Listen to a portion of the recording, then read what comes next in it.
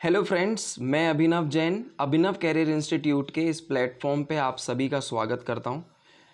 Friends, आज मैं आपके लिए लेकर आया हूं जुलाई 2022 के इम्पॉर्टेंट करंट अफेयर्स। इसी तरीके से मैं और भी वीडियोस आपके लिए लाता रहूँगा और ये वीडियो आपके लिए आने वाले सभी एग्ज़ाम्स में मोस्ट इम्पॉर्टेंट होने वाला है। तो प्लीज़ इन क्वेश्चंस को आप अपने नोटबुक में ज़रूर नोट करें और अगर आपको ये वीडियो पसंद आता है तो इस चैनल को लाइक करें, शेयर करें और सब्सक्राइब करें। तो फ्रेंड्स, हम स्टार्ट करते हैं अपने आज के क्वेश्चंस को, जिसमें हमारा सबसे पहला क्वेश्चन होने वाला है। First question is DB Patil international airport has been located in which state. Hindi में इसका मतलब है डीबी पाटिल अंतर्राष्ट्रीय हवाई अड्डा किस राज्य में स्थित है। तो सबसे पहले फ्रेंड्स हम इसका आंसर देखते हैं। इस क्वेश्चन का आंसर होने वाला है महाराष्ट्र, जो कि एक बहुत ही इंपॉर्टेंट क्वेश्चन बन जाता है। तो इससे रिलेटेड हम एक क्वेश्चन और देख लेते हैं। फ्रेंड्स, हमारे पास क्वेश्चन ये भी पूछा जा सकता है कि डीबी पाटिल इंटरनेशनल एयरपोर्ट जो है ये किस एयरपोर्ट का नाम चेंज करके रखा गया है। तो फ्रेंड्स, हम देखते हैं कि महाराष्ट्र में एक पहले से ही एयरपोर्ट है जिस एयरपोर्ट का नाम है नवी मुंबई। क्या नाम है फ्रेंड्स? नवी मुंबई एयरपोर्ट। ठीक है फ्रेंड्स, तो इस एयरपोर्ट का नाम चेंज करके ही क्या रखा गया है? DB Patil international airport. तो आपको इस क्वेश्चन को भी अच्छे से याद रखना है कि किस एयरपोर्ट का नाम चेंज करके डीबी पाटिल इंटरनेशनल एयरपोर्ट रखा गया है। आगे बढ़ते हैं अपने अगले क्वेश्चन की तरफ। अगला क्वेश्चन थोड़ा सा बड़ा है लेकिन अच्छे से पढ़िएगा, इंपॉर्टेंट क्वेश्चन है। India's Tata Motors and Japanese chip maker Renesas Electronics Corporation have formed a strategic partnership to design, develop and manufacture semiconductor solutions for domestic and global markets. Renesas Electronic Corporation is a company of which country? इसका हिंदी में मतलब होता है भारत की Tata Motors और जापानी chip निर्माता Renesas electronic corporation ने घरेलू और वैश्विक बाजारों के लिए सेमीकंडक्टर समाधानों के डिज़ाइन, विकास और निर्माण के लिए एक रणनीतिक साझेदारी बनाई है। रेनेसास इलेक्ट्रॉनिक्स किस देश की कंपनी है? तो सबसे पहले फ्रेंड्स इस क्वेश्चन का आंसर देखते हैं। तो इस क्वेश्चन का आंसर होगा जापान। ठीक है फ्रेंड्स, तो अब यहाँ पर हमारे पास एक और बात आ जाती है जो कि हो जाता है टाटा मोटर्स के बारे में। ठीक है, तो यहाँ पर अगर हमें ये समझना है कि टाटा मोटर्स के बारे में कुछ इंपॉर्टेंट क्वेश्चंस जो आपके लिए एग्जाम में ज़रूरी हो सकते हैं। तो सबसे पहले अगर हम देखें फ्रेंड्स कि टाटा मोटर्स का फाउंडेशन या ये कब फाउंड की गई। फाउंड का मतलब होता है फ्रेंड्स कि इसे कब स्टैब्लिश किया गया। तो ये है सर फ्रेंड्स 1945 में।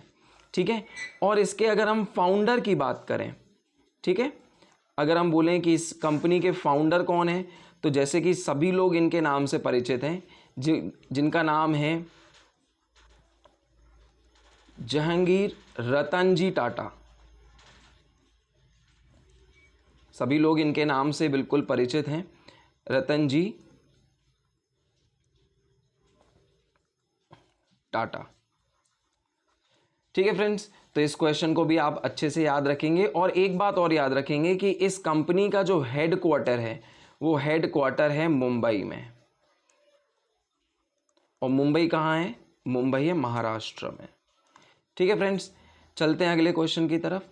अगला क्वेश्चन है Sandeep Kumar Gupta has been elected as the head of which company.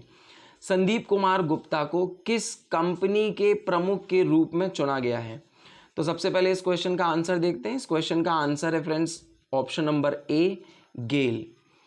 तो सबसे पहले फ्रेंड्स हम समझ लेते हैं कि गेल का फुल फॉर्म क्या होता है, क्योंकि ये ही आपके लिए मोस्ट इंपॉर्टेंट बन जाता है।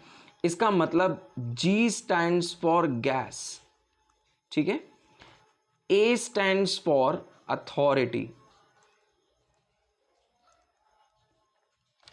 एंड एस, अगर हम आई की बात करें तो आई stands for India and L stands for limited. ठीक है, तो हम ये बोल सकते हैं कि गेल का फुल फॉर्म होता है gas authority of India limited. ठीक है फ्रेंड। अब अगर हम बात करें कि गेल कंपनी का कब फाउंड की गई, मतलब फाउंडेड बाय, या कब इसको खोजा गया या कब इसका स्टैब्लिशमेंट हुआ, तो ये हुआ इस्टेब्लिश 1984 में। और इस कंपनी का मतलब गेल का जो हेड क्वार्टर है वो हेड क्वार्टर है न्यू दिल्ली में।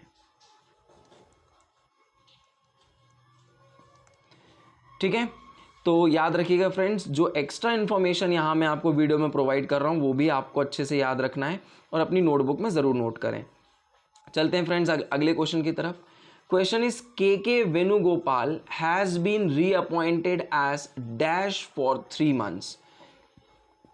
क्वेश्चन है के वेणुगोपाल को 3 महीने के लिए डैश के रूप में फिर से नियुक्त किया गया है। तो इस क्वेश्चन का आंसर है friends option number D, attorney general of India, मतलब भारत के महान्यायवादी। तो ये क्वेश्चन फ्रेंड्स आपके लिए बहुत इंपॉर्टेंट होगा क्योंकि ये अभी भी कंटिन्यू कर रहे हैं के वेणुगोपाल राव, इनको 3 months के लिए एक्सटेंशन दिया गया है। तो प्लीज़ इस क्वेश्चन का आंसर भी आप लोग याद रखेंगे। Next question is which state government has backed the first prize in national MSME award 2022। किस राज्य सरकार ने राष्ट्रीय MSME पुरस्कार 2022 में प्रथम पुरस्कार, याद रखिएगा फ्रेंड्स, प्रथम पुरस्कार प्राप्त किया? तो इस क्वेश्चन का आंसर होगा friends option number A, Orissa, जिसको हम अभी फ़िलहाल में इसका नाम हम क्या रखते हैं, ओडिशा। तो इस क्वेश्चन का आंसर क्या हो जाएगा फ्रेंड्स, ओडिशा। तो इसके साथ साथ आपको MSME का फुल फॉर्म भी पता होना चाहिए कि क्या मतलब होता है। तो M स्टैंड्स फॉर माइक्रो, ठीक है, S stands for small, M stands for medium and E stands for enterprises. तो अगर हम इसको कलेक्टिवली बोलें तो हम बोलेंगे the micro, small and medium enterprises. I hope आपको समझ में आ गया होगा, फुल फॉर्म जरूर याद रखिएगा। चलते हैं अगले क्वेश्चन की तरफ।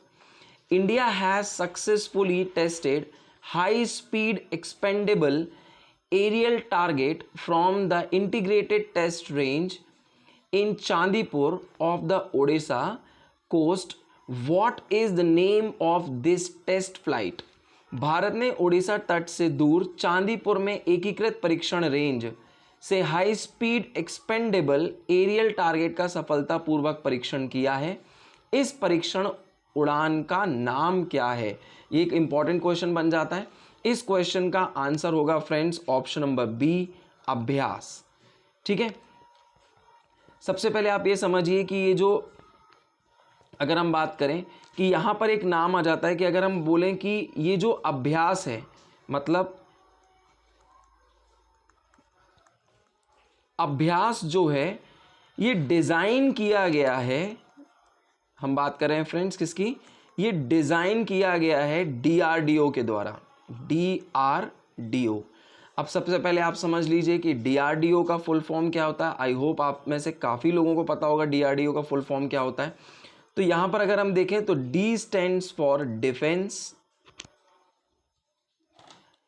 R stands for research, D stands for development,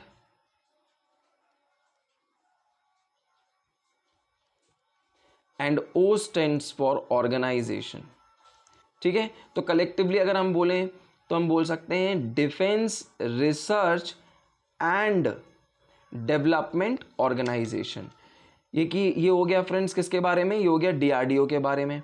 तो इसके साथ ही अगर हम DRDO के बारे में एक और इन्फॉर्मेशन अगर लेना चाहें तो वो भी आपके लिए इम्पॉर्टेंट हो जाएगा। तो अगर हम बात करें कि DRDO कब फाउंड किया गया, मतलब अगर हम बात करें इसके फाउंडेशन की या इसके इस्टेब्लिशमेंट की, तो अगर हम बात करें फाउंडेशन की तो ये 1 जनवरी 1958 में स्टैब्लिश हुआ था, जिसका हेडक्वार्टर न्यू दिल्ली में है।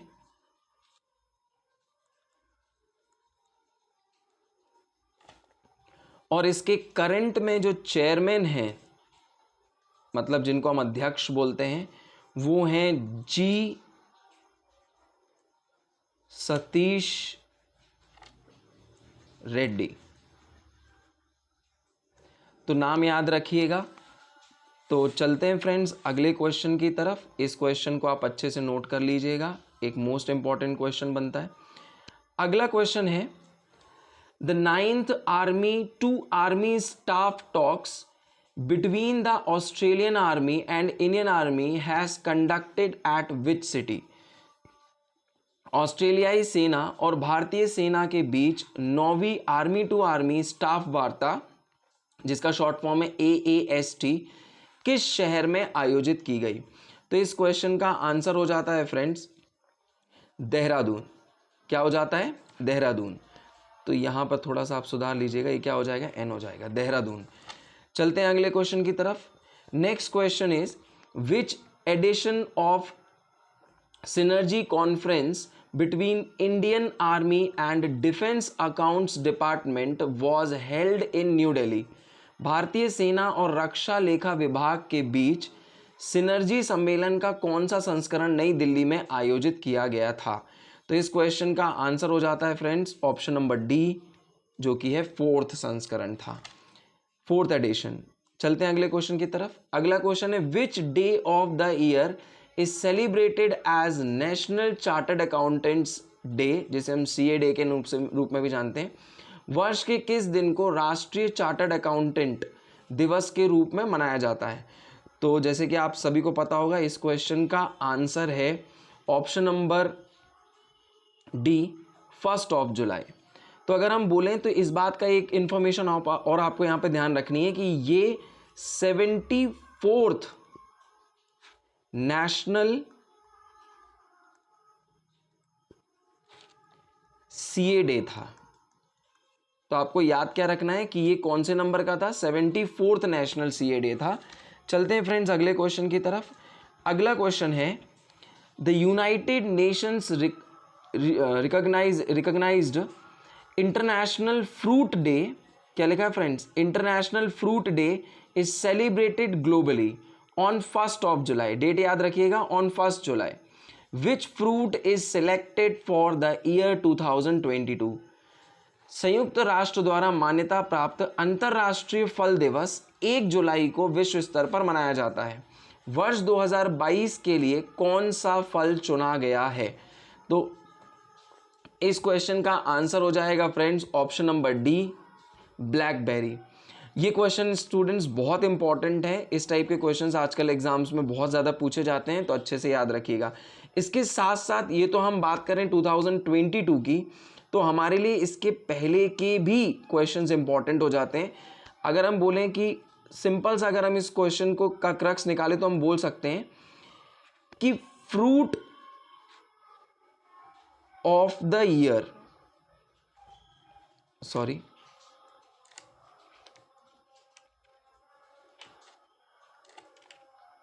Fruit of the year. तो जैसा कि इस क्वेश्चन से हमको पता चल ही गया है कि 2022 में तो फ्रूट ऑफ द ईयर किसे बनाया गया था, किस फ्रूट को चूज किया गया? ब्लैकबेरी को। अब बात आ जाती है 2021 में। तो 2021 में फ्रूट ऑफ द ईयर था वाटरमेलन। 2020 में